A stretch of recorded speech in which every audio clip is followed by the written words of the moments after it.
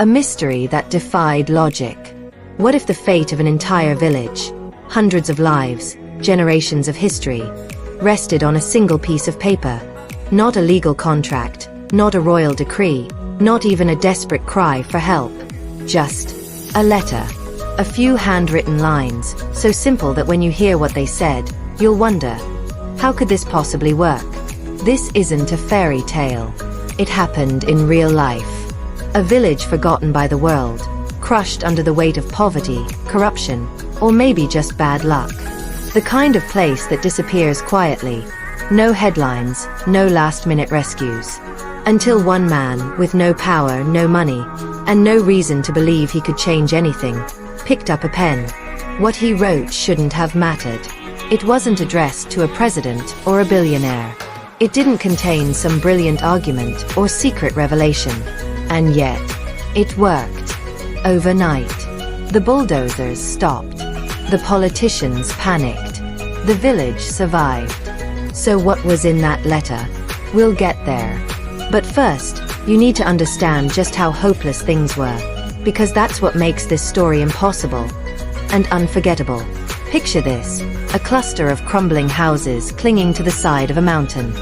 Fields that hadn't yielded a decent harvest in years.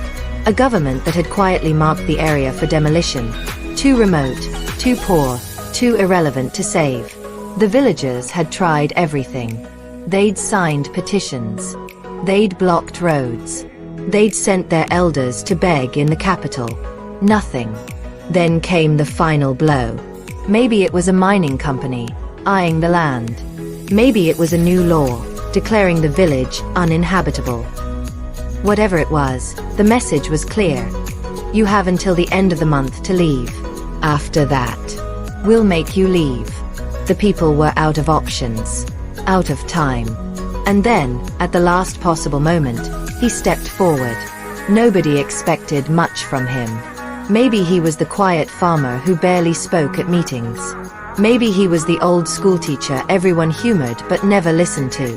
Whatever the case, when he said, "I have an idea," the room probably went silent, not with hope, but with pity. Because his idea was a letter, not a protest, not a legal appeal, just a letter, addressed to someone no one else would have thought to write. And when the villagers asked what he planned to say, he smiled. The truth. Just the truth. Here's the thing about power. It relies on silence. On people believing they're powerless. The mining company, the politicians, the faceless system, they counted on the villagers giving up. They didn't expect a letter. Not a threat. Not a plea. Just words.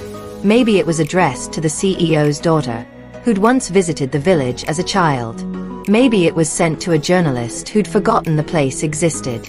Or maybe, and this is the genius of it, it went to someone so ordinary, so unimportant in the grand scheme of things, that no one saw it coming. The letter didn't scream. It didn't demand. It just told the story. My granddaughter turns 6 next week. She asks if we'll still live here when she's grown. I don't know what to tell her. That kind of truth doesn't move mountains. It erodes them. Slowly. Inevitably. And then, somehow, impossibly, it reached the one person who could act. The response was instant. Not because the letter was brilliant. Not because the writer was some master manipulator. But because it got through. Maybe the CEO's daughter taped it to her father's fridge. Maybe the journalist published it word for word. Maybe a clerk, sick of rubber stamping evictions, slipped it into the right file. However it happened, the result was the same. Embarrassment. Not outrage. Not guilt. Embarrassment. The kind that makes powerful people scramble to fix things before anyone notices their mistake. Within days, the demolition orders were under review. Within weeks, aid convoys arrived. Within months. The village wasn't just saved, it was thriving.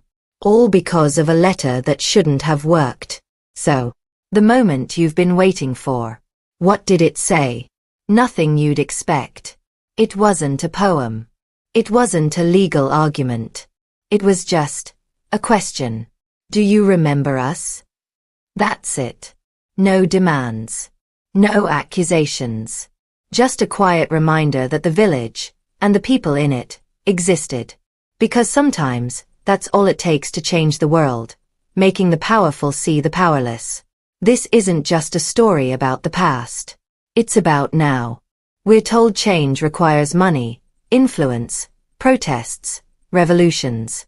But what if the real power is simpler? What if it's just speaking up? Not to the masses, not to the algorithm, but to the right person, in the right way, at the right time? That farmer, that teacher, that nobody who saved his village? He didn't have a plan. He just refused to let his home die quietly. And that's the real secret. Silence is what the powerful count on. Break it, and anything becomes possible. So, what's your letter? What's the thing you could say, write, or do that seems too small to matter, but might just change everything? Drop it in the comments. Let's see how many quiet ideas we can turn into real stories.